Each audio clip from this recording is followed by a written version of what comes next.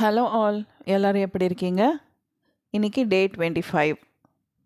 Active voice passive வாய்ஸில் நம்ம இன்றைக்கி பார்ட் 3 பார்க்க போகிறோம். அதோட இன்னும் ஒரு பார்ட் தான், அடுத்த செஷன் மட்டும்தான் ஆக்டிவ் வாய்ஸ் பேசிவ் வாய்ஸ். அதுக்கப்புறம் நம்ம வேறு டாபிக்கு போயிடுவோம். ஓகேவா? இப்போது நம்ம இது வரைக்கும் ஆக்டிவ் வாய்ஸ் பேசிவ் வாய்ஸில் present tense, past tense, future டென்ஸில் அந்த வேர்பு வந்தால் எப்படி யூஸ் பண்ணணுன்றதை பார்த்துட்டோம். இன்றைக்கி நம்ம பார்க்க போகிறது ப்ரெசன்ட் கண்டினியூஸ் டென்ஸில் வந்தால் எப்படி போடணும், பாஸ்ட் கண்டினியூஸ் டென்ஸில் வந்தால் எப்படி போடணும்னு பார்க்க போகிறோம். ஃப்யூச்சர் கண்டினியூஸ் டென்ஸுக்கு பேசிவ் வாய்ஸ் கிடையாது, ஆக்டிவ் வாய்ஸ் மட்டும்தான். அதனால் இந்த 3 டென்ஸ் நம்ம இன்றைக்கி முடிச்சிடுவோம். புது வியூவர்ஸ் யாராவது இருக்கீங்க அப்படின்னா active voice passive voice part 1 part 2 இருக்குது. நான் கீழே டிஸ்கிரிப்ஷன் நீங்கள் கிளிக் பண்ணிங்கன்னா லாஸ்ட் எண்டில் வாங்க, 2 கார்ட்ஸுமே நான் ஆட் பண்ணியிருப்பேன். நீங்கள் அதை கிளிக் பண்ணி ஃபஸ்ட்டு அதை பார்த்துட்டு இதை பாருங்கள், உங்களுக்கு ஈஸியாக புரியும். இன்னொரு விஷயம், ஸ்போக்கன் இங்கிலீஷ் கற்றுக்கணும் அப்படின்னு நினைக்கிறவங்க இந்த வீடியோ பார்த்துட்டிங்கன்னா சப்ஸ்கிரைப் பண்ணிவிட்டு டே 1 வீடியோலேருந்து பாருங்கள், லாங் வீடியோவில். அப்போ தான் உங்களுக்கு ஒன்று ஒன்றா புரிஞ்சிட்டு வரும். அதுக்கப்புறம் நீங்கள் பெல் ஐக்கான் கிளிக் பண்ணிக்கோங்க சப்ஸ்கிரைப் பண்ண உடனே. அப்போ தான் நம்ம ஷார்ட்ஸ் வீடியோஸ் ஒரு நாள் விட்டு ஒரு நாள் போடுறது உங்களுக்கு நோட்டிஃபிகேஷன் வரும். நீங்கள் அந்த ஷார்ட்ஸ் வீடியோவில் இருக்க வேர்ட்ஸ் எல்லாமே ஒரு நோட் புக்கில் எழுதி வச்சுக்கோங்க. பின்னாடி நம்ம ஸ்போக்கனுக்கு ப்ராக்டிஸ் பண்ணும்போது அந்த வேர்ட்ஸ் ரொம்ப யூஸ்ஃபுல்லாக இருக்கும். ஓகே, இப்போ நம்ம இன்றைக்கி செஷனுக்குள்ளே போகலாம். இப்போது இன்றைக்கி செஷன் வந்து ப்ரெசன்ட் கண்டினியூஸ் டென்ஸில் ஒரு சென்டென்ஸ் வந்ததுன்னா அதை எப்படி பாசிவ் வாய்ஸாக மாற்றணும் அப்படின்றத பார்க்க போகிறோம். எக்ஸாம்பிள் பாருங்கள், ராமன் உணவு சாப்பிட்டு கொண்டு இருக்கிறான். நான் வந்து எல்லா பாட்லேயும் அதே எக்ஸாம்பிள் தான் எடுக்கிறேன். அப்போ தான் ஒன்றுத்துக்கும் இன்னொன்றுத்துக்கும் உங்களுக்கு வித்தியாசம் தெரியுன்றதுனால. ஓகேவா? இப்போது ராமன் வந்து உணவு சாப்பிட்டான், சாப்பிடுகிறான், சாப்பிடுவான், 3 பார்த்துட்டோம். இப்போது சாப்பிட்டு கொண்டு இருக்கிறான், ராமா இஸ் ஈட்டிங் ஃபுட். இது ப்ரெசன்ட் கண்டினியூஸ். ஏன் ஐஎன்ஜி வந்திருக்கு, மெயின் வேர்ப் கூட. அதுக்கு முன்னாடி present tense be verb is வந்திருக்கு. ஸோ இந்த சென்டென்ஸ் பார்த்த உடனே நமக்கு ப்ரெசன்ட் கண்டினியூஸ் டென்ஸ்னு தெரியும். ஓகேவா? இப்போ பாசிவ் வாய்ஸாக மாற்றுறதுக்கு ரூல்ஸ் என்ன பார்த்தோம்? சப்ஜெக்ட் வந்து ஆப்ஜெக்டாக மாறிடும், ராமா வந்து கடைசியில் வந்துடும். அடுத்து ஆப்ஜெக்ட் ஃபுட்டுன்றது சப்ஜெக்டாக ஃபஸ்ட்டில் வந்துடும். இது வரைக்கும் புரிஞ்சுதா? அடுத்து இதுக்கான ஃபார்முலா பார்த்துடலாம். ஃபஸ்ட்டு சப்ஜெக்ட் வரணும் பாசிவ் வாய்ஸில். அடுத்து be verb present tense be verb வரணும். ப்ரெசன்ட் டென்ஸ் பி வேர்ப் என்னென்னன்ட்டு நம்ம பார்த்தோம் இல்லையா? இஸ்ஸும் ஆரும். ஓகேவா? ஸோ இங்கே வந்து சிங்குலராக இருக்கிறதுனால நம்ம வந்து இஸ் போடுறோம். So present tense be verb, அது கூட பீயிங் அப்படின்ற ஒரு வார்த்தை சேர்த்துட்டு தான் மெயின் வேர்ப் சேர்க்கணும். யூஸ்வலாக ப்ரெசன்ட் கண்டினியூஸ் டென்ஸில் என்ன பண்ணுவோம்?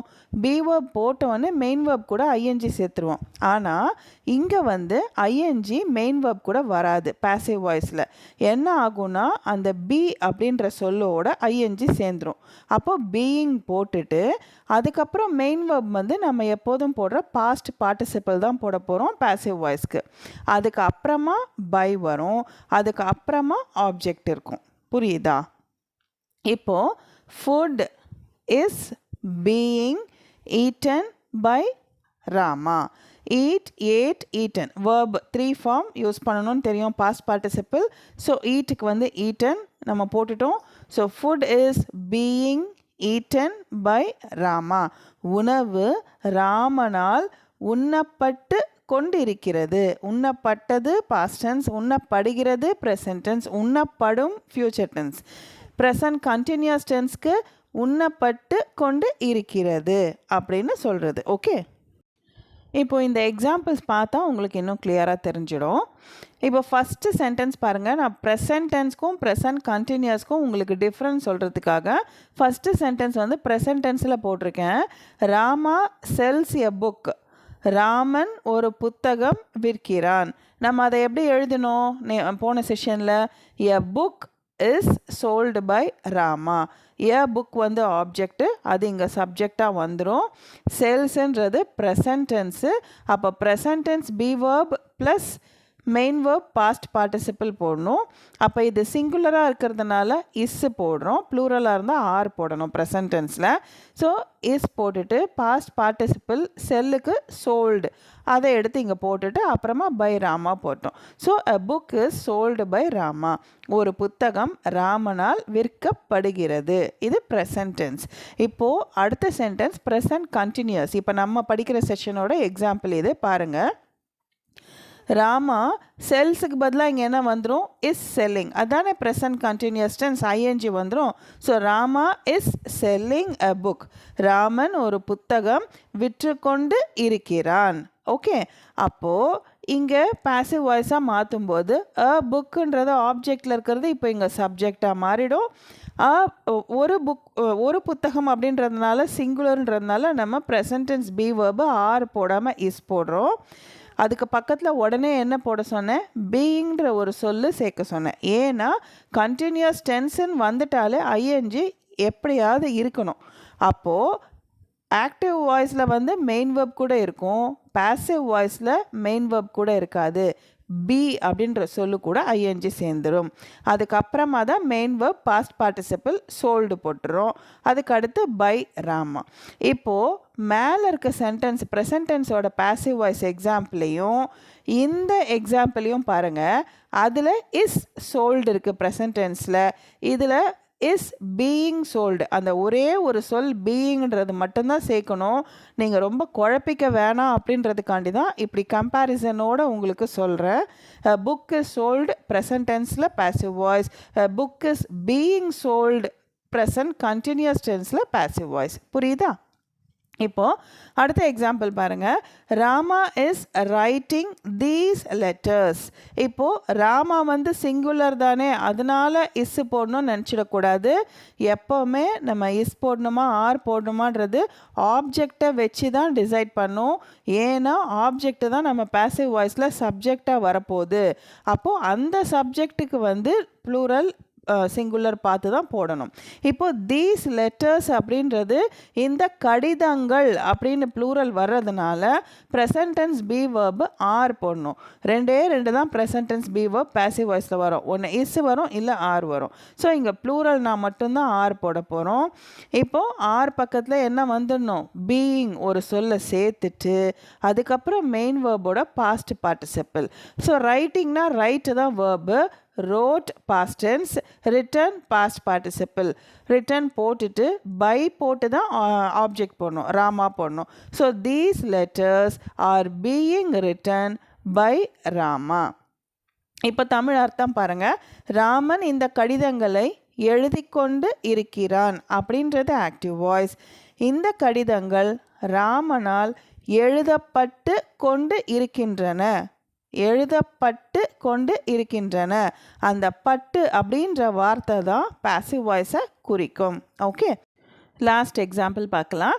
Uncle is building 2 houses. இப்போ எதை பார்க்கணும்? ஆப்ஜெக்ட் தான் பார்க்கணும், ஏன்னா அதுதான் சப்ஜெக்டாக வரப்போகுது. அப்போ 2 houses-ன்றது ப்ளூரல். அதனால் இங்கே ப்ரெசன்ட் டென்ஸ் பி வேர்ப் வந்து இஸ் போடாமல் ஆர் போடுறோம். உடனே ஒரு பீயிங் சேர்த்துக்கிறோம். பில்டுக்கு past participle built, main verb வந்து பாஸ்ட் பார்ட்டிசிபிள் போடுறோம். So 2 houses are being built by uncle. புரியுதா? இப்போது யூஸிங் பாஸ்ட் கண்டினியூஸ் டென்ஸ். இப்போ வந்து பாஸ்ட் கண்டினியூஸ் டென்ஸ் வேர்பாக வந்ததுன்னா எப்படி வந்து பாசிவ் வாய்ஸாக மாற்றுறதுன்னு பார்க்க போகிறோம். ஏன்னா ஃப்யூச்சர் கண்டினியூஸ் டென்ஸ்க்கு பாசிவ் வாய்ஸ் கிடையாது. அதனால் இதோட கண்டினியூஸ் டென்ஸோடது முடிஞ்சிடும். ஓகேவா? இப்போது ராமன் உணவு சாப்பிட்டு கொண்டு இருந்தான். இருக்கிறான்னு போட்டால் அது ப்ரெசன்ட் கண்டினியூஸ். சாப்பிட்டுட்டு இருந்தான் அப்படின்னு சொல்லும்போது அது பாஸ்ட் கண்டினியூஸ். அப்போது Rama was eating food, past continuous. ஞாபகம் இருக்கு இல்லையா? நம்ம நோட் புக்கில் நீங்கள் முன்னாடி திருப்பி பார்த்தீங்கன்னா இந்த எக்ஸாம்பிள் பார்த்தோன்னே ஞாபகம் வரும். Okay, Rama was eating food. இப்போது சப்ஜெக்ட் ஆப்ஜெக்ட் ஆகிடுச்சு, ஃபுட் ஆப்ஜெக்ட் வந்து சப்ஜெக்ட் ஆகிடுச்சு. அது வரைக்கும் முடித்ததுக்கப்புறமா ஃபார்முலா பாருங்கள். Subject plus be verb past tense போடணும். அங்கே வந்து பி வேர்பு ப்ரெசன்ட் டென்ஸ் போட்டோம், இஸ் ஆர் போட்டோம். இங்கே வாஸ் இல்லைன்னா வேர் போடணும். சிங்குலராக வந்தால் வாஸ் போடணும், ப்ளூரலாக வந்தால் வேர் போடணும். அடுத்தது அந்த பீயிங் அப்படியே தான் இருக்கணும். ஏன்னா கண்டினியூஸ் டென்ஸ் இல்லையா, அதனால பி கூட ஐஎன்ஜி கண்டிப்பாக வரணும். மெயின் வேர்பு பாஸ்ட் பார்ட்டிசிபிள் போட்டுருவோம். அதுக்கு அடுத்து பை எப்போதும் போல் போட்டுட்டு உடனே ஆப்ஜெக்ட் போட்டுருவோம். இப்போ சென்டென்ஸ் படித்து பாருங்கள். Food was being eaten. Was being eaten. உண்ணப்பட்டு கொண்டு இருந்தது. ஓகே, சாப்பிட்டு கொண்டு இருந்தான் அப்படின்னு சொல்கிறோம் இல்லையா, உண்டு கொண்டு இருந்தான் அப்படின்னு வரணும். அதை நம்ம பாசிவ் வாய்ஸில் உணவு ராமனால் உண்ணப்பட்டு கொண்டு இருந்தது. அப்போது food was being eaten by Rama. Next example பார்க்கலாமா? அதே எக்ஸாம்பிள் தான் இங்கேயும் கொடுத்துருக்கேன். பாஸ்ட் டென்ஸ்க்கு உங்களுக்கு கம்பேர் பண்ணுன்றதுக்காண்டி மேலே கொடுத்துருக்கேன். ராமா சோல்ட் எ புக். ராமன் ஒரு புத்தகம் விற்றான். இப்போது பாசிவ் வாய்ஸில் வரும்போது அ புக் என்னவாயிடும்? சப்ஜெக்ட் ஆகிடும். சோல்டு வாஸ் சோல்டு போடுவோம் பாசிவ் வாய்ஸ்க்கு. பை ராமா ஒரு புத்தகம் ராமனால் விற்கப்பட்டது. முடிஞ்சிடுச்சா? இப்போது கண்டினியூஸ் டென்ஸில் பாஸ்ட் டென்ஸ் வந்தால் என்ன பண்ணுறது பாருங்கள். பாஸ்ட் கண்டினியூஸ் டென்ஸ், அதாவது ஐஎன்ஜி இருக்கும், வாஸ் இருக்கும், இல்லை வேர் இருக்கும். Rama was selling a book. இப்போ கொஞ்ச நேரத்துக்கு முன்னாடி Rama is selling a book present continuous. இது Rama was selling a book past continuous. Raman ஒரு புத்தகம் விற்றுக்கொண்டு இருந்தான்.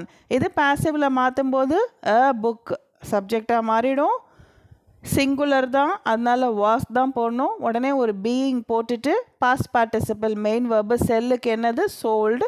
பை போட்டு ராமா போட்டுறோம். ஒரு புத்தகம் ராமனால் விற்கப்பட்டு கொண்டு இருந்தது. ஓகே, அடுத்தது Rama was writing these letters. Raman இந்த கடிதங்களை எழுதி கொண்டு இருந்தான். வாஸ் ரைட்டிங் வந்ததுனால. இப்போது பாசிவில் these letters were being written by Rama. ஏன் were being போடுறோம்? plural. letters plural. அங்கே present tense be verb are being போட்டோம். இங்கே past continuousல past tense be verb were being written அப்படின்னு போடுறோம். உடனே ஒரு பை போட்டு தான் ஆப்ஜெக்ட் போடுவோம்னு தெரியும். இந்த கடிதங்கள் ராமனால் எழுதப்பட்டு கொண்டு இருந்தன. plural இருந்தன.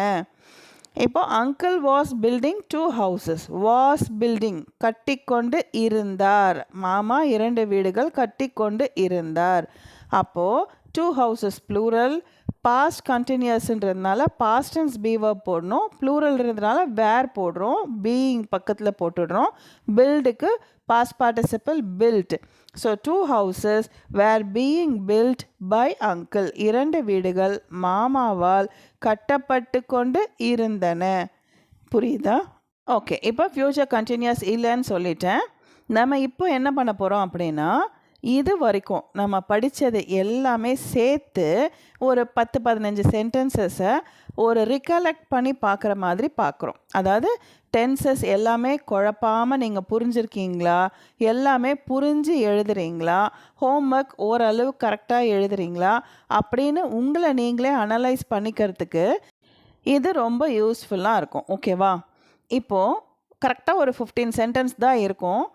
பொறுமையாக பாருங்கள், நான் எக்ஸ்பிளைன் பண்ணி சொல்கிறேன். இது ரிகலெக்ட் பண்ணிக்கிறோம். நம்ம எல்லாத்தையும் மொத்தமாக ரிவைஸ் பண்ணுறத இப்போது கிளாஸ்லேயே பண்ணிக்கிறோம். நீங்கள் வீட்டில் பண்ணுறீங்களா இல்லையான்னு எனக்கு தெரியல. இருந்தாலும் உங்களுக்கு ஒரு தடவை மொத்தமாக சொல்லிட்டோன்னா பரவாயில்லாமல் இருக்கும்னு தோணுச்சு. அதனால தான் இதை ஸ்டார்ட் பண்ணுறேன். நாளை என் அண்ணனுடைய திருமணம். நாளைக்கு என் அண்ணாவோட கல்யாணம். இப்போ நாளைக்குன்னும் போது நம்ம யூஸ்வலாக என்ன போடுவோம்? வில் பி தான் போடுவோம் இல்லையா? வில் நாளைக்குன்றது ஃப்யூச்சர் டென்ஸ் வேர்பு போடுவோம். இப்போது வில் பி அப்படின்னா என்ன அர்த்தம் சொன்னேன்? இருக்கும். இருக்கிறது அப்படின்னா ப்ரெசண்ட்டு, இருந்தது அப்படின்னா பாஸ்ட் டென்ஸு, இருக்கும் அப்படின்னா ஃப்யூச்சர் டென்ஸ். இப்போது நாளை என் அண்ணாவோட கல்யாணம் இருக்கும்னு நம்ம சொல்ல மாட்டோம். இப்போ மழை வருதுன்னா நாளைக்கு மழை இருக்கும் அப்படின்னு ஒரு யூகத்தில் சொல்லுவோம். ஆனால் கல்யாணன்றது ஃபிக்ஸ்டு, ப்ரெசண்ட்டில் அது கண்டிப்பாக நடக்குது. ஸோ அது ப்ரெசன்ட் டென்ஸாக தான் எடுத்துக்கணும். டுமாரோ வந்தால் கூட இந்த மாதிரி சிச்சுவேஷன் வரும்போது இஸ் போடுங்க அப்படின்றது நீங்கள் தெரிஞ்சுக்கணுன்றதுக்காண்டி தான் இந்த மாதிரி ஒரு சென்டென்ஸ் கொடுத்தேன். So tomorrow is my brother's wedding. நாளை என் அண்ணாவோட கல்யாணமாக இருக்கிறது. புரியுதா? அந்த இருக்கிறதுன்றது தான் நம்ம சில நேரம் அது சொல்லாமல் கூட சொல்லுவோம். நான் எக்ஸாம்பிள்ஸ் நிறைய நம்ம படிச்சிருக்கோம். அதனால tomorrow is my brother's wedding. Apostrophe S போட்டிருக்கோம். அண்ணனுடைய திருமணம். ஸ்டார்டிங்லேருந்து நீங்கள் எல்லாமே ரிகலெக்ட் பண்ணுன்றதுனால அப்போ படித்ததுலேருந்து எக்ஸாம்பிள் ஒன்று ஒன்றா கொடுத்துருக்கேன் பாருங்கள். என்னுடைய அத்தை இந்த திருமணத்திற்காக வந்திருக்கிறாள். இதில் ப்ரிப்போசிஷன்ஸும் இருக்கும், கன்ஜங்ஷனும் இருக்கும், present tense, past tense, future tense இருக்கும், கண்டினியூஸ் டென்ஸ் இருக்கும், பர்ஃபெக்ட் டென்ஸ் இருக்கும், எல்லாமே இருக்கும். அதனால் தயவு செய்து ஸ்கிப் பண்ணாமல் பொறுமையாக ஒரு சென்டென்ஸாக கேளுங்க. நீங்கள் கரெக்டாக புரிஞ்சுக்கிட்டு இருக்கீங்களான்னு உங்களை நீங்களே செக் பண்ணிக்கோங்க. ஓகேவா? என்னுடைய அத்தை இந்த திருமணத்திற்காக வந்து இருக்கிறார்கள் வந்தாலும் அத்தைன்றதுனால அது தேர்ட் பர்சன் சிங்குலர் தான். ஓகேவா? இப்போது என்னுடைய மை போட்டுட்டோமா, அத்தைக்கு ஆன்ட்டி போட்டோமா? ஓகே. வந்து இருக்கிறாள் அப்படின்னா என்ன டென்ஸ் நம்ம படித்தோன்னு யோசிங்க. இது டக்குன்னு இது எல்லாமே பார்த்த உடனே உங்களுக்கு ஞாபகம் இருக்குதா இல்லையான்றது எனக்கு தெரியலை. அப்படி சப்போஸ் ஞாபகம் இல்லைன்னா நோட்டை முன்பக்கமாக திருப்பி பாருங்கள். பர்ஃபெக்ட் டென்ஸ் நம்ம படிக்கும்போது வந்து இருக்கிறாள் படிச்சிருக்கோம். அப்போது தேர்ட் பர்சன் சிங்குலராக வரும்போது நம்ம ஹேஸ் தான் போட்டு படிச்சிருக்கோம். அதையும் நீங்கள் நோட்டை பாருங்கள். பாஸ்ட் பார்ட்டிசிபிள் வேர்பு தான் யூஸ் பண்ணணும், ஹேவ் ஆர் ஹேஸ் கூட. இப்போது ஹேஸ் கம் அப்படின்றது போடுறோம். Come, came past tense, past participle திருப்பி கம் தான். அதனால மை ஆன்ட்டி ஹேஸ் கம் அப்படின்னு நம்ம போடுறோம். வந்து இருக்கிறாள். வந்தாள்னா கேம், வருகிறாள்னா கம்ஸ் போடுவோம். ஏன்னா தேர்ட் பர்சன் கூட ப்ரெசன்ட் டென்ஸ் வேர்ப் வந்தால் சிங்குலராக இருந்ததுன்னா எஸ் சேர்ப்போம். ஆனால் இங்கே என்ன இருக்குது? வந்து இருக்கிறாள் அப்படின்னும் போது மை ஆன்ட்டி ஹேஸ் கம். இது உங்களுக்கு ஞாபகம் வரணும்னா நான் ஒரு எக்ஸாம்பிள் சொன்னேன். ஒரு பையனை கூப்பிடுறதுக்கு அம்மா ஸ்கூலுக்கு வந்திருக்காங்க அப்படின்னா யுவர் மதர் கேம் சொல்லக்கூடாது, யுவர் மதர் ஹேஸ் கம் சொல்லணும். வந்து இருக்காங்க. ஏன்னா அதுக்கு அடுத்து அவங்க கூட்டிகிட்டு போகிறாங்களா இல்லை மிஸ்கிட்ட ஏதாவது பேச வராங்களான்றதை நம்ம தெரிஞ்சுக்கணும். ஸோ ஒரு பாஸ்டில் ஆரம்பித்து அதோட லிங்க் இன்னும் முடியாமல் இருக்குது. இப்போ இங்கே அவங்க அத்தை கல்யாணத்துக்கு வந்துட்டாங்க, திருப்பி போகிறாங்களா, இங்கே இருப்பாங்களா? ஸோ ஏதோ ஒரு ப்ரெசண்ட்டோட லிங்க்கில் இருக்குது. அதனால் வந்து இருக்கிறாள் அப்படின்னும் போது ஹேஸ் கம் போட்டிருக்கோம். எதுக்காக? கல்யாணத்துக்காக. For marriage. ஃபார்னா காக அப்படின்னு சொல்லியிருக்கேன். எப்போவுமே ப்ரிப்போசிஷன் லாஸ்ட்டில் முடியும் போது வரக்கூடாது. அதனால் முன்னாடி போட்டுருவோம் ஃபார் மேரேஜ். ஆச்சா? எந்த மேரேஜ்க்கு? இந்த மேரேஜ்க்கு. அப்போது ஃபார் திஸ் மேரேஜ். இப்படி தான் சென்டென்ஸ் ஃபார்மேஷன் பண்ணணும்.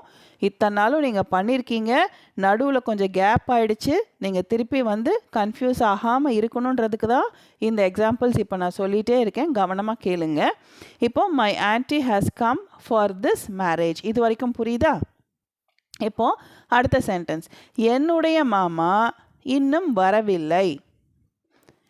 அப்போது நாட் யூஸ் பண்ணணும் இல்லைன்னும் போது. ஞாபகம் இருக்கா?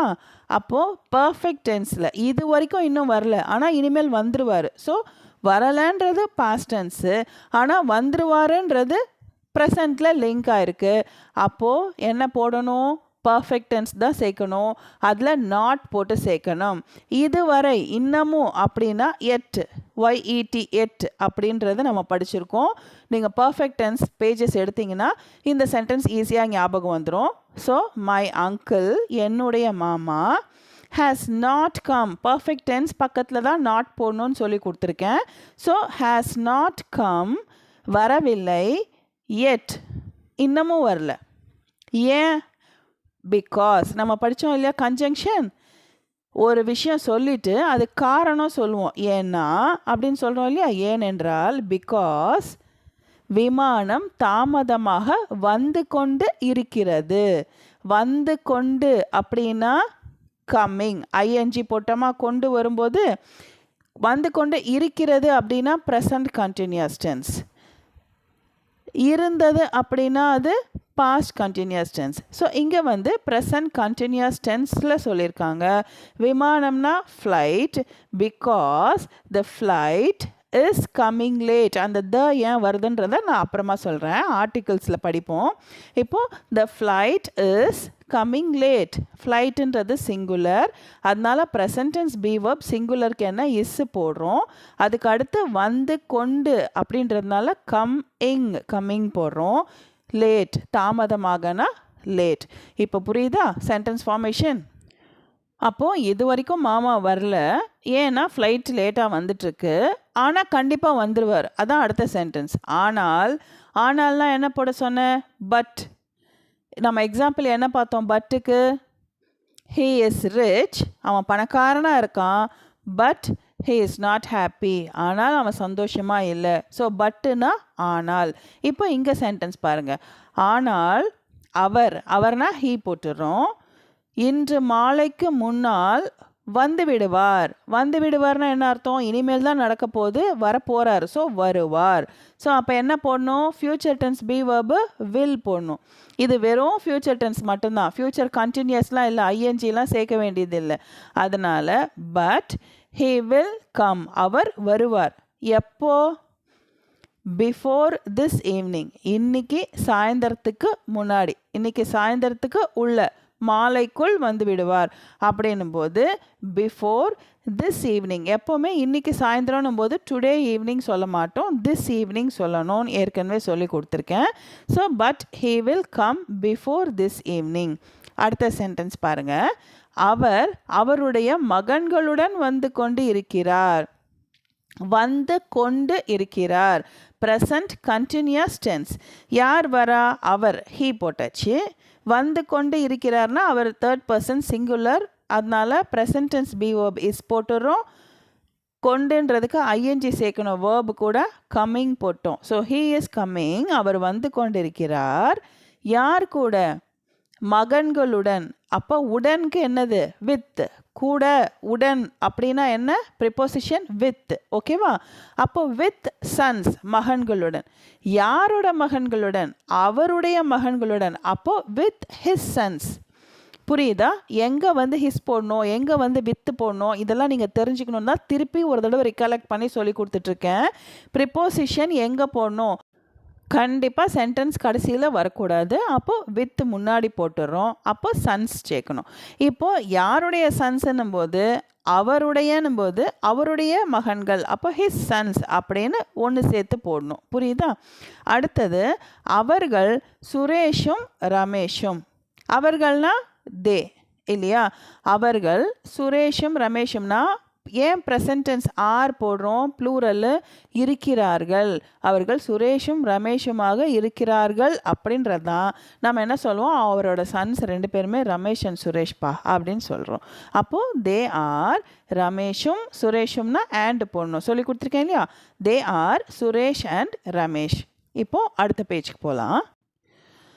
அவர்கள் மிகவும் முக்கியமான உறவினர்கள், அதனால் நாங்கள் அவர்களுக்காக காத்து கொண்டு இருக்கிறோம். First sentence present tense, second sentence present continuous tense. எப்படின்றதை இப்போ சொல்கிறேன். இங்கே அதனால்னு ஒரு கன்ஜங்ஷன் வருது பாருங்கள். அதனால்னா ஸோ, ஆகையால், அதனால் அப்படின்னா ஸோ போடணும். இப்போ அதை வச்சு இந்த சென்டென்ஸ் வருது பாருங்கள். அவர்கள் மிகவும் முக்கியமான உறவினர்கள். அவர்கள்னா என்ன போட்டணும்? தே போட்டுட்டோமா? முக்கியமான அப்படின்னா இம்பார்ட்டண்ட். மிகவும் முக்கியமானனா வெரி இம்பார்ட்டண்ட். மிகவும்னா வெரின்னு சொல்லி கொடுத்துருக்கேன், ரொம்ப அப்படின்னு அர்த்தம். ஸோ மிகவும் முக்கியமான அப்படின்னா தே போட்டாச்சு, வெரி இம்பார்ட்டண்ட் போட்டாச்சு. உறவினர்கள்னால் யார்? ரிலேட்டிவ்ஸ் போட்டாச்சு. இப்போ இங்கே இஸ் போடணுமா ஆர் போடணுமா அப்படின்னு எப்படி தெரிஞ்சுக்கிறது அப்படின்னா தே வந்து ப்ளூரல். இங்கே வந்து நீங்கள் ஆப்ஜெக்ட் பார்த்துடக்கூடாது, பேசிவ் வாய்ஸில் மட்டும்தான் ஆப்ஜெக்டை வந்து சிங்குலராக ப்ளூரலாக பார்க்கணும். தயவு செய்து குழப்பிக்காதீங்க. நீங்கள் சாதாரணமாக எல்லா டென்ஸ்லேயும் வந்து ஃபஸ்ட்டில் இருக்க நவுனை மட்டும் பாருங்கள். இங்கே வந்து தே இருக்குது, அதனால் நம்ம ப்ளூரல் போடுறோம், அதுவும் ப்ரெசன்ட் டென்ஸாக இருக்கிறதுனால ஆர். இப்போது ஐ ஆம் ஹியர், ஹீ இஸ் ஹியர் அப்படின்னா அங்கே மெயின் வேர்ப் கிடையாது, அவன் இங்கே இருக்கிறான். அந்த மாதிரி சென்டென்ஸ் தான் இது. பார்த்துக்கோங்க. ஹீ இஸ் ஹியர் சொல்லி கொடுத்துருக்கேன் இல்லையா? தே ஆர் ஹியர், அவர்கள் இங்கே இருக்கிறார்கள். அப்போ இருக்கிறார்கள்ன்றதுக்கு அங்கே மெயின் வேர்பே கிடையாது. ஆர் போட்டாலே இருக்கிறார்கள்னு அர்த்தம் நம்ம படிச்சிருக்கோம். நீங்கள் முன்னாடி திருப்பி பார்த்தா இருக்கும். அதை தான் இங்கே கொடுத்துருக்கேன். இப்போ தே ஆர் ரிலேட்டிவ்ஸ். அப்போ ஹீ இஸ் ராமா அப்படின்னா அவன் ராமனாக இருக்கிறான், அவன் ராமா அப்படின்னு சொல்கிறோம். அதே மாதிரி தே ஆர் ரிலேட்டிவ்ஸ், அவர்கள் உறவினர்களாக இருக்கிறார்கள் சொல்கிறது இல்லையா? அந்த மாதிரி தான் they are very important relatives, அவர்கள் முக்கியமான உறவினர்களாக இருக்கிறார்கள். அப்போது தே ஆர் போடுறோம். ரொம்ப டீட்டெயிலாக இழுக்கிறேன், இவ்வளோ பலபலான்னு சொல்லிட்டு இருக்கேன்னு நினைக்காதீங்க. ஏன்னா புரியாதவங்க நிறைய பேர் இருப்பாங்க. அவங்க புரிஞ்சுக்கணுன்றதுக்காண்டி தான் பொறுமையாக போகிறேன். இப்போ அடுத்து அதனால் வந்துடுச்சு. அப்போ ஸோ போட்டுடணும். எப்போவுமே இந்த அதனால் வரும்போது முன்னாடி சென்டென்ஸ்க்கு ஃபுல் ஸ்டாப் வச்சிடணும். ஸோ அதனால் we are waiting for them, அவங்க ரொம்ப முக்கியமான ரிலேட்டிவ்ஸ்ன்றதுனால நாங்கள் அவர்களுக்காக காத்து கொண்டு இருக்கிறோம். நாங்களுக்கு வி போட்டுட்டோம். காத்து கொண்டு அப்படின்னா வெயிட்டிங் இல்லையா? அப்போ ஐஎன்ஜி வரும்போது முன்னாடி கண்டிப்பாக பி வெர்ப் வரணும். இது ப்ரெசன்ட் கண்டினியூஸ்ன்றதுனால ப்ரெசன்ட் டென்ஸ் பி வெர்ப் போடணும். இஸ் இல்லைன்னா ஆர் போடணும். வி ப்ளூரல்ன்றதுனால ஆர் போடுறோம். So we are waiting for them, அவர்களுக்காக. காக வருது இல்லையா ப்ரிப்போசிஷன்? அப்போ ஃபார் போட்டு தெம், அவர்களுக்காக காத்து கொண்டிருக்கிறோம். ப்ரிப்போசிஷன் லாஸ்ட்டில் வராது, அதனால ஃபாரை முன்னாடி போட்டுட்டு அவர்களுக்காக தெம்மை சேர்த்துக்கணும். புரியுதா? அடுத்து என் அத்தை காலை முதல் எதுவும் சாப்பிடவில்லை, சாப்பிட்டு இருக்கவில்லை. காலை முதல் அவங்க சாப்பிடல, ஆனால் இப்போ சாப்பிடவும் வாய்ப்பு இருக்குது, இல்லை அப்புறமா சாப்பிடவும் வாய்ப்பு இருக்குது. ஸோ பாஸ்ட் டென்ஸில் ஆரம்பித்து இன்னும் ப்ரெசண்ட்டில் லிங்க்கில் வருது. அப்போது அது என்ன போடணும்? பர்ஃபெக்ட் டென்ஸ் சேர்க்கணும். ஸோ என் அத்தை அப்படின்னாலும் என்னுடைய அத்தை அப்படின்னாலும் மை போட்டுருவோம், ஆன்டி போட்டுருவோம். அடுத்து இங்கே சாப்பிடலை அப்படின்னும் போது நாட் போடணும். எது கூட நாட் போடணும்? பர்ஃபெக்ட் டென்ஸ் வந்துடுச்சு. அதனால பர்ஃபெக்ட் டென்ஸ் பி வெர்ப் என்ன? Have, has. ஹாவ் ப்ளூரலுக்கு மட்டும் போடுவோம், இல்லைன்னா ஐக்கு மட்டும் போடுவோம். மற்றது சிங்குலர் எல்லாத்துக்குமே ஹேஸ், ஹீ ஷீ இட் எல்லாத்துக்கும் ஹேஸ் போடுவோம். ஸோ இப்போ ஆன்டி தேர்ட் பர்சன் சிங்குலர், அதனால் நம்ம ஹேஸ் போட்டிருக்கோம். ஸோ மை ஆன்டி சாப்பிட்டாங்க அப்படின்னா ஹேஸ் ஈட்டன் சொல்லி விட்டுருவோம். சாப்பிடவில்லை அப்படின்றதுனால ஹேஸ் நாட் ஈட்டன். நாட் எப்போவுமே ஹேஸுக்கும் பாஸ்ட் பார்ட்டிசிபிள் மெயின் வேர்புக்கும் நடுவில் தான் போடணும். So my aunty has not eaten. எப்போ வரைக்கும் சாப்பிடல? எப்போலேருந்து சாப்பிடல? காலை முதல் அப்படின்னு ஒரு குறிப்பிட்ட நேரத்தை சொல்லும்போது சின்ஸ் போடுவோம் அப்படின்னு சொல்லியிருக்கேன்.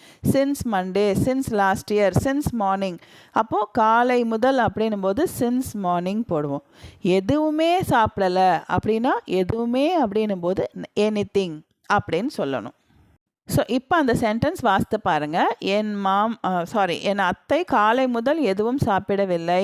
My aunty has not eaten anything since morning. Has not eaten since morning anything போடக்கூடாது. ஏன்னா எதுவுமே சாப்பிடவில்லை அப்படின்னு சொல்லும்போது அந்த சாப்பிடவில்லைன்ற வார்த்தை எங்கே வருதோ அது கூட தான் எனிதிங் போடணும். இப்போது ஈட்டனுக்கு முன்னாடியும் எனிதிங் போடக்கூடாது.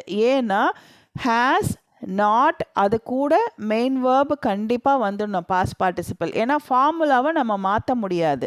அப்போது ஹேஸ் நாட் ஈட்டன் போட்டுட்டு எதுவுமே அப்படின்னும் போது எனிதிங் அதோடு சேர்த்துடணும். ஏன்னா எதுவுமே சாப்பிட்லன்னா ஈட்டன் எனிதிங் ஆச்சா. அதுக்கப்புறமா தான் எப்போலேருந்து அப்படின்றத சொல்ல போகிறோம். அப்போது சின்ஸ் மார்னிங் அப்படின்னு எழுதணும். இது இந்த ஃபார்மேஷன் நிறைய பேருக்கு உங்களில் கொஞ்சம் குழப்பமாக இருக்க தான் செய்யும். ஏன்னா எதுக்கப்புறம் எந்த வார்த்தை போடணும் அப்படின்றது தெரியாமல் சில பேருக்கு இருக்கும். அவங்களுக்காக மட்டும்தான் திருப்பி இதை சொல்லி கொடுக்குறேன். எப்படி ஃபார்ம் பண்ணணும் இனிமேலும் தெரியாமல் இருக்கக்கூடாதுன்றதுக்காக தான் சொல்லி கொடுக்குறேன். இப்போ அடுத்து நம்ம கன்ஜங்ஷன் பார்த்தோம். என்ன பார்த்தோம்? ஆஸ் சூன் அஸ் பார்த்தோம் இல்லையா? இப்போ அதுலயும் ஒரு சென்டென்ஸ். இப்போ இது எல்லாமே ஒரே ஒரு வீட்ல ஒரு வெட்டிங் நிகழ்ச்சியில நடக்கிற மாதிரி தான் குடுத்துருக்கேன். அதனால உங்களுக்கு புரியும் ஈஸியாவே. As soon as my uncle comes she will eat. அப்போ ஆஸ் சூன் அஸ்னா என்ன சொல்லி கொடுத்தேன்? உடனே அப்படின்ற அர்த்தம் வரும்னு சொல்லி கொடுத்துருக்கேன். 3 சொல்லும் சேர்ந்து உடனேன்னு அர்த்தம். ஆஸ் சூன் ஆஸ்னா உடனே. மை அங்கிள் என்னுடைய மாமா வந்த உடன். மை அங்கிள் வந்த உடன் அப்படின்னா எப்போவுமே ஆஸ் சூன் அஸ் வரும்போது கம்ஸ் தான் மேக்ஸிமம் வரும்.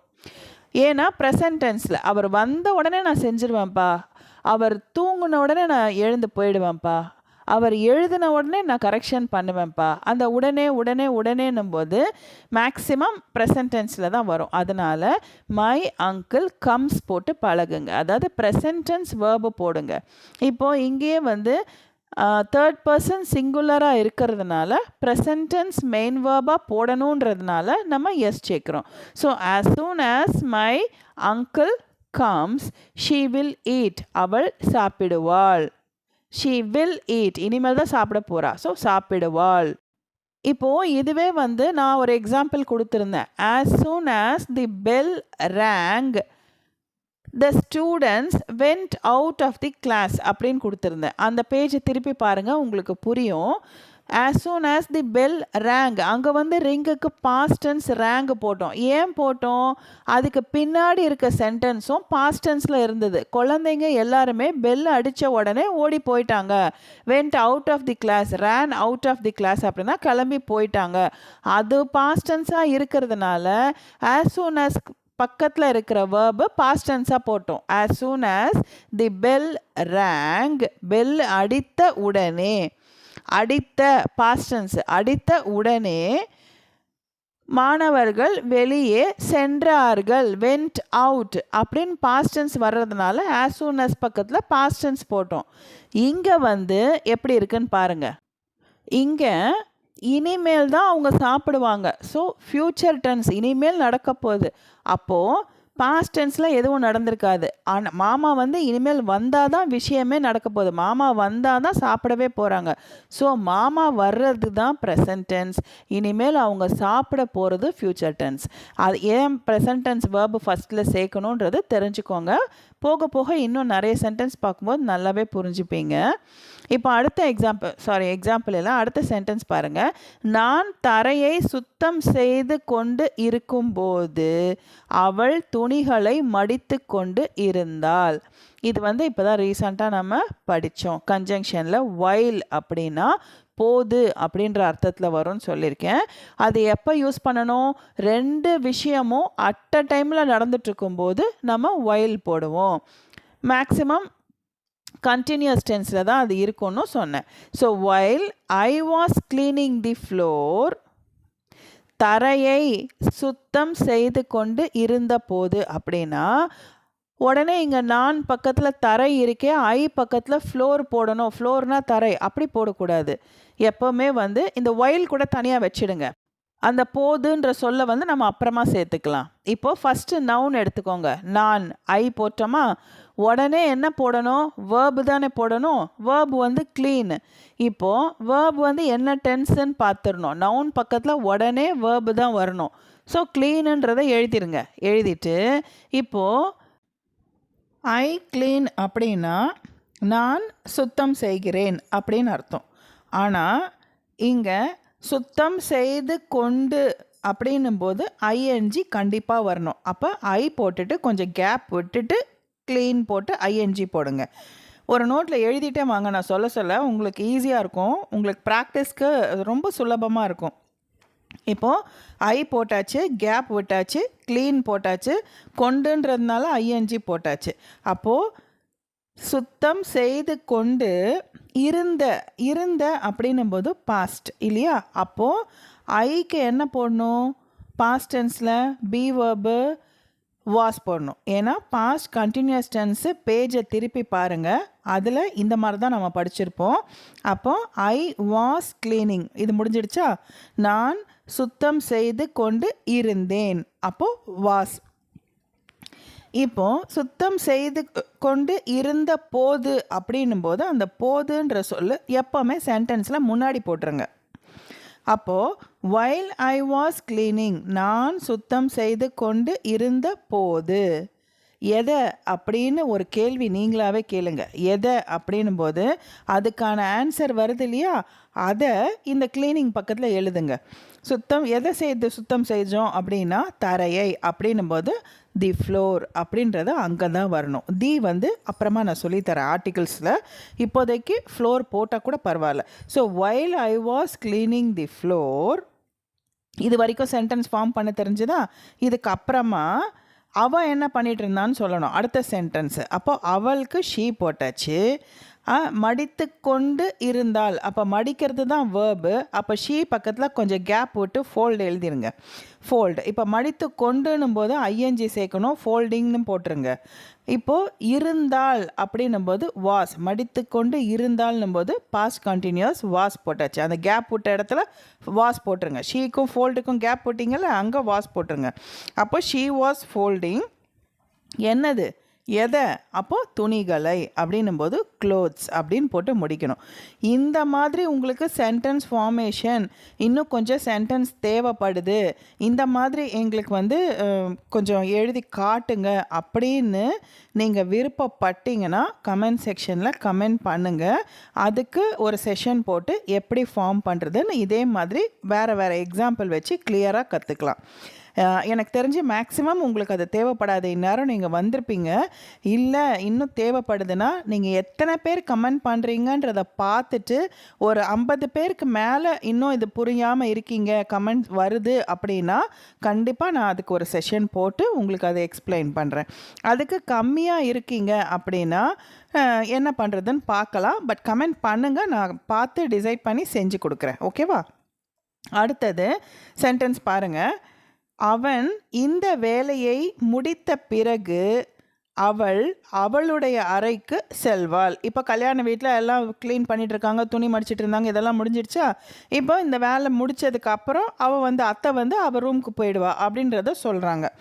இப்போது எப்படி while I was cleaning the floor போடுறோமோ அதே மாதிரி இங்கே போடலாம். After he finishes this work she will go to her room அப்படின்னு போடலாம். நீங்கள் இப்போ ஆஃப்டர் வச்சு ஃபார்ம் பண்ண கற்றுக்கணும் அப்படின்னா நீங்கள் என்ன பண்ணுங்கள், ஃபஸ்ட்டு இதே தமிழ் சென்டென்ஸ் மாதிரியே கீழே எழுதுங்க. எப்படின்னா இப்போது அவளுக்கு ஷீ போட்டுக்கோங்க. ஷீ போட்டுட்டு வேர்பு வேணும் இல்லையா, முடிக்கிறது தான் இங்கே வேர்பு. அப்போ ஃபினிஷ்ன்றது வேர்பு, அதை எழுதிக்கோங்க. இப்போது அந்த ஃபினிஷ்ன்றது ப்ரெசன்ட் டென்ஸா, பாஸ்ட் டென்ஸா, ஃப்யூச்சர் டென்ஸான்னு பார்க்கணும். இப்போ முடித்த பிறகு அப்படின்னு வருது இல்லையா, முடித்த பிறகு அவள் அறைக்கு சென்றாள் அப்படின்னு சொல்லும்போது ரெண்டுமே பாஸ்ட் டென்ஸ்ன்றதுனால after she finished this work அப்படின்னு போடணும். ஆனால் இங்கே இனிமேல் தான் போக போகிறாங்க. எப்படி நம்ம போன சென்டென்ஸ் மேலே பார்த்தோம் இல்லையா, இனிமேல் தான் அத்தை சாப்பிட போகிறாங்க அப்படின்னும் போது முதல் சென்டென்ஸ்க்கு ப்ரெசன்ட் டென்ஸ் போடணும். அதே மாதிரி தான் இங்கேயும். இங்கே ஷீக்கு பதிலாக ஹீ போட்டேன், அது கரெக்ட் பண்ணிக்கோங்க. இப்போ அவங்க முடித்த பிறகு இனிமேல் தான் ரூம்குள்ளே போகிறாங்க. அப்போது போகிறாங்கன்றது ஃப்யூச்சர் டென்ஸாக போடும்போது இந்த விஷயம் இப்போ நடந்துட்டு இருக்கிறதுனால நம்ம என்ன பண்ணணும், இதை ப்ரெசன்ட் டென்ஸில் போட்டுக்கணும். ஆஃப்டர் ஷீ ஃபினிஷஸ், ஆஃப்டர்ன்றது நீங்கள் ஒயில்க்கு பதிலாக போடுற மாதிரி பார்த்துக்கோங்க. இப்போ எப்படி ஒயில் போட்டிங்களோ அதே மாதிரி ஆஃப்டர் போடுங்க. எப்படி அங்கே நவுன் ஐ போட்டிருக்கீங்களோ அதே மாதிரி இங்கே ஷீ போட்டுக்கோங்க. ஓகேவா? அங்கே கொண்டுன்றதுனால க்ளீனிங் ஐஎன்ஜி போடுறோம்.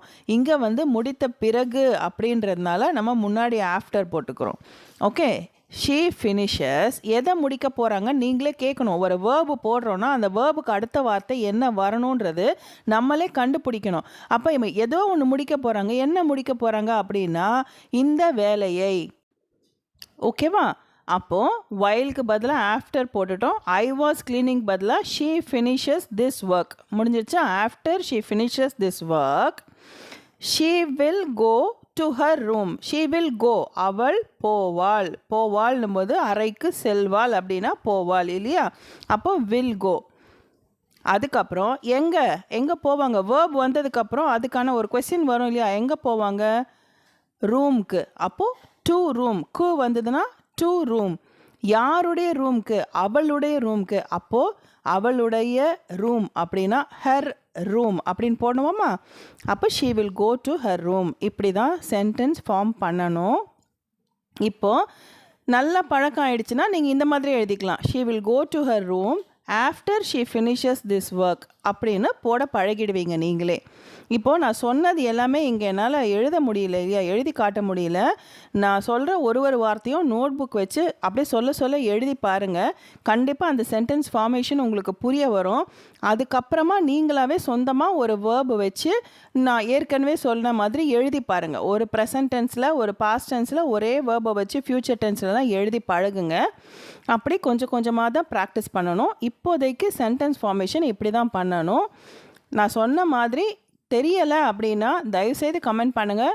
ஒரு 50 பேர் கண்டிப்பாக கமெண்ட் பண்ணிங்கன்னா இன்னொரு செஷன் இது எப்படின்றத நான் எக்ஸ்பிளைன் பண்ணி உங்களுக்கு சொல்கிறேன். ஓகேவா? இப்போது நெக்ஸ்ட்டு சென்டென்ஸ் பாருங்கள்.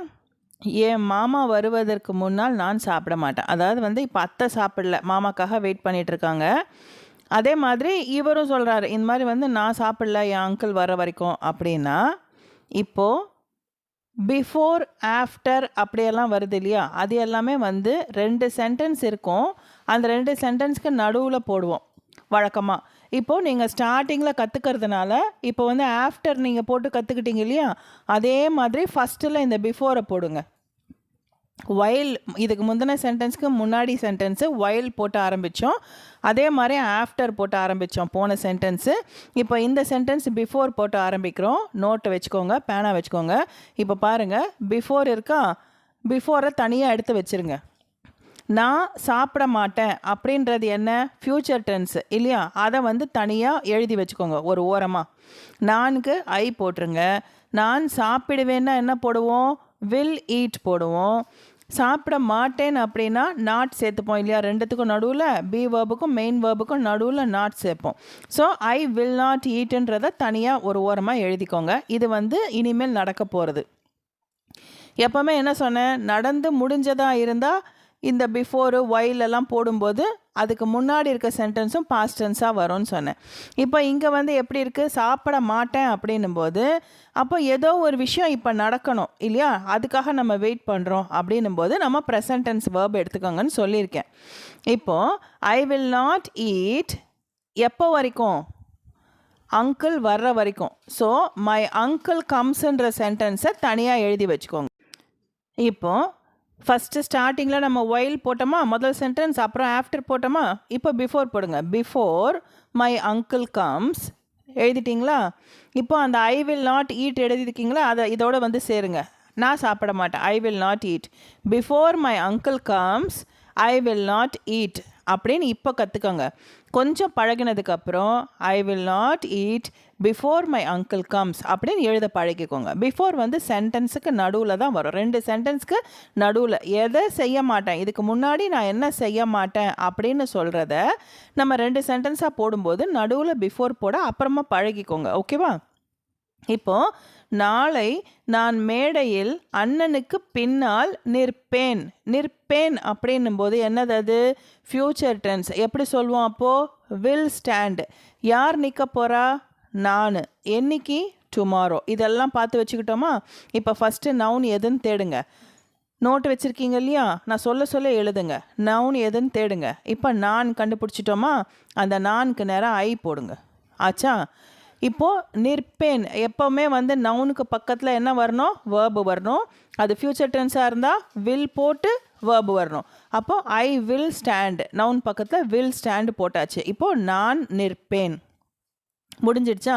இப்போ நிற்பேன்றதுக்கு ஒரு கேள்வியாக கேட்கணுன்னா என்ன கேட்போம், எங்கே நிற்ப அப்படின்னு கேட்போமா. அப்போ அவன் என்ன சொல்கிறான், பின்னாடி நிற்பேன் அப்படின்னு சொல்கிறான்னா அந்த ப்ரிப்போசிஷன் அப்போ பிஹைண்டு கொண்டு இங்கே போடுங்க. I will stand behind. Okay, ஒரு பொருள் எங்கே இருக்குது அப்படின்னு சொல்கிறது தான் ப்ரிப்போசிஷன். அப்போது த புக் இஸ் அப்படின்னா புக்கு இருக்கிறது எங்கே, ஆன் த டேபிள். அப்போ ஆன் வேர்பு பக்கத்தில் ப்ரிப்போசிஷன் எப்போவுமே கிட்டத்தட்ட வந்துடும். ஓகேவா? இப்போது பிஹைண்ட் எடுத்து போட்டாச்சு. I will stand behind. பின்னாடி நிற்பேன்னு சொல்லியாச்சு. யாருக்கு பின்னாடின்னு அடுத்த கேள்வி கேளுங்க. பிஹைண்டுனா பின்னாடி, பின்னாடி நிற்கிறேன். யாருக்கு பின்னாடி அப்படின்னு கேட்கும்போது மை பிரதர், என் அண்ணனுக்கு பின்னாடி. அதை தூக்கி அது பக்கத்தில் போடுங்க. ஓகேவா? இப்போ I will stand behind my brother. எங்கே நிற்ப? ஸ்டேஜ் மேலே. அப்போது ஆன் ஸ்டேஜ். ஓகே, மேலே ஆன் ஸ்டேஜ். என்னைக்கு? நாளைக்கு. இப்படி ஒரு வார்த்தை எழுதின உடனே நீங்கள் கேள்வி கேட்டு கேட்டு பாருங்கள். அப்போ எந்த வார்த்தை இந்த வார்த்தைக்கு அர்த்தமுள்ளதாக பக்கத்தில் வரும்னு பார்த்து அந்த வார்த்தை எடுத்து இங்கே போடணும். இப்படி தான் சென்டென்ஸ் ஃபார்ம் பண்ணணும். ஓகே, இப்போ அடுத்தது பாருங்கள். மேடை ஏற்பாடுகள் என் பெரியப்பா மகனால் செய்யப்படும். செய்யப்படும். படும்னா என்னது அர்த்தம்? Passive voice. பட்டது, செய்யப்படுகிறது, செய்யப்படும். ஸோ படும்னும் போது ஃப்யூச்சர் டென்ஸ் அது. ஆனால் பாசிவ் வாய்ஸ். எப்படி எழுத போகிறோம்? இங்கே படும்ன்றது வந்ததுனால பாசிவ் வாய்ஸ் கண்டுபிடிச்சிட்டோம். அப்போ அது ஆக்டிவ் வாய்ஸில் எப்படி இருந்திருக்கோன்னு கொஞ்சம் ஓரமாக எழுதிக்கோங்க. இப்போது என் பெரியப்பா மகன் மேடை ஏற்பாடுகள் செய்வான். அப்படி இருந்தால் தான் பெரியப்பா மகன் இங்கே சப்ஜெக்டாக வருது.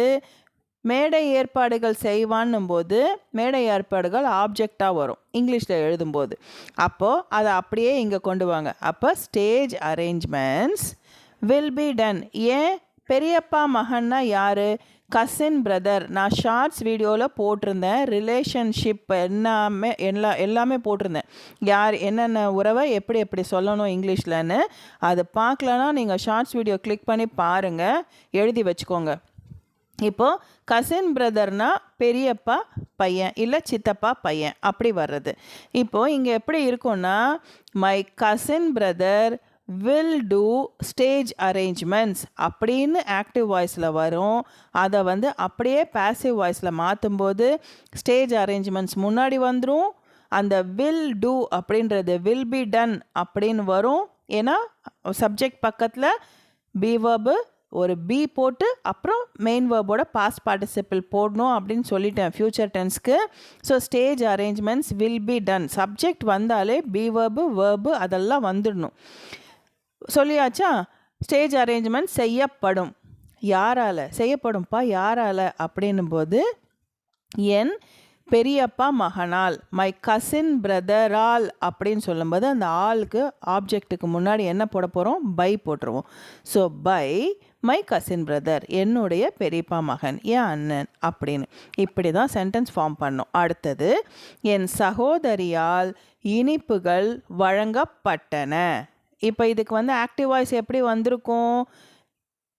என் சகோதரி இனிப்புகள் வழங்கினாள். ஏன்னா பட்டன பாஸ்ட் டென்ஸ். அப்போ அது வழங்கினாள் அப்படின்னு வந்திருக்கணும் இல்லையா? அப்போது அதில் எப்படி வந்திருக்கும்? சகோதரி சப்ஜெக்டு, ஸ்வீட்ஸ் ஆப்ஜெக்டாக ஆக்டிவ் வாய்ஸில் வந்திருக்கும். இங்கே பட்டன வந்தால் அது பாசிவ் வாய்ஸ். அப்போ எப்படி மாற்றுவோம்? ஸ்வீட்ஸ் ஆப்ஜெக்ட் ஃபஸ்ட்டில் வந்துடும். ஸ்வீட்ஸ் கொடுக்கப்பட்டன. இஷ்யூ அப்படின்னா கொடுக்கறது, கேவ்னாலும் கொடுக்கறது. இப்போது ஸ்வீட்ஸ் வேர் இஷ்யூடு. ஏன்னா past participle, past tense be verb. ஏன்னா இது sentence past tense sentence. So sweets were issued.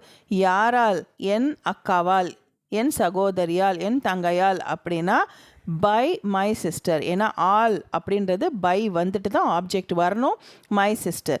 இப்போது டு ஆல் கெஸ்ட் அப்படின்னு இனிமேல்ட்டெல்லாம் பெரிய பெரிய சென்டென்ஸும் வரும் இல்லையா பாசிவ் வாய்ஸில். அப்போ உங்களுக்கு எப்படின்றது தெரியணுன்றதுக்காண்டி தான் இந்த டு ஆல் கெஸ்ட்டுன்றதை ப்ராக்கெட்டில் கொடுத்துருந்தேன். Sweets were issued by my sister to all guest அப்படின்னு இனிமேல்ட்டெல்லாம் படிக்க கற்றுக்கணும். இன்னும் கொஞ்ச நாள் ஆகட்டும், அதையும் சேர்த்து அப்படி கற்றுக்கலாம். என் குடும்பம் சந்தோஷமாக இருக்கிறது. இப்போது ஐ எம் ஹாப்பினா நான் சந்தோஷமாக இருக்கிறேன். ஹீ இஸ் ஹாப்பினா அவன் சந்தோஷமாக இருக்கிறான். இஸ்ஸு இருக்கிறான் இருக்கிறதுன்ற அர்த்தத்தில் இங்கே வரும். ஏன்னா மெயின் வேர்பே இல்லாமல் வர்றதுனால. அப்போது மை ஃபேமிலி என் குடும்பம் சந்தோஷமாக இருக்கிறதுனா என்ன வரணும்? My family noun, B verb issue, அதுக்கப்புறம் ஹாப்பி. ஓகே, இப்படி தான் சென்டென்ஸ் ஃபார்ம் பண்ணணும். இன்றைக்கி நான் ஹோம்ஒர்க் கொடுக்கல. நீங்கள் பண்ண வேண்டியது என்னென்னா, ஒரு நோட் புக்கில் நீங்கள் எழுதிட்டு இருக்க நோட் புக்கில் இதில் ஒரு 10 சென்டென்சஸ் எடுத்து எழுதிக்கோங்க தமிழில். இப்போ நான் சொன்னதையே எல்லாமே உங்கள் மைண்டில் வந்திருக்காது. இப்போது அதையே நீங்கள் ப்ராக்டிஸ் பண்ணுங்கள். எதை எப்படி போடணும் அப்படின்னு நீங்களாகவே ப்ராக்டிஸ் பண்ணுங்கள். அப்போது அந்த 10 சென்டென்ஸும் இதோட மேட்ச் பண்ணி பாருங்கள் கரெக்டாக இருக்கான்னு. அப்புறம் அடுத்த ஒரு 5 சென்டென்ஸ் எழுதுங்க. எழுதும்போது இதே மாதிரி ஒன்று ஒன்றா கொஸ்டின் கேட்டு கேட்டு எழுதுங்க. நவுன் எழுதிட்டு அதுக்கப்புறம் கண்டிப்பாக வேர்ப் வரணும்னு தெரியும். வேர்புக்கு அப்புறம் அந்த வேர்பு ஸ்டாண்டுனா எங்கே நிற்கிறான், சிட்டுனா எங்கே உட்காரான், ரைட்டுனா என்ன எழுதுறான், ஓகே டாக்னா என்ன பேசுகிறான், இல்லை எப்போ பேசுகிறான், ஏதோ ஒன்றுத்துக்கு ஒரு ஆன்சர் இருக்கும். அந்த ஆன்சர் அதுக்கு அடுத்த வார்த்தைக்கு வரணும். இன்னும் சென்டென்ஸ் இருக்குன்னா அதை கேள்வி கேளுங்க நீங்கள் எழுதின சொல்ல. அப்போது அதுக்கான ஆன்சர் என்ன கிடைக்குதோ அதை அந்த தமிழ் சென்டென்ஸ்லேருந்து தேடி இங்கே போடுங்க, இங்கிலீஷ் வார்த்தை என்னன்னு பார்த்து. இப்படி எழுத பழகுங்க. மேக்ஸிமம் உங்களுக்கு இன்றைக்கி நான் சொன்னது தெளிவாக இருக்கும்னு நினைக்கிறேன். நிறைய பேருக்கு இந்த குழப்பங்கள் இருந்தது அப்படின்றது நான் கமெண்ட் செக்ஷனில் பார்த்து புரிஞ்சுக்கிட்டேன். அதனால் இந்த எக்ஸ்ப்ளனேஷன் இன்றைக்கி நான் கொடுத்துருக்கேன். இதுக்கும் மேலேயும் புரியலன்றவங்க மட்டும் கமெண்ட் பண்ணுங்கள். ஓகேவா? Have a nice day. Take care. Bye.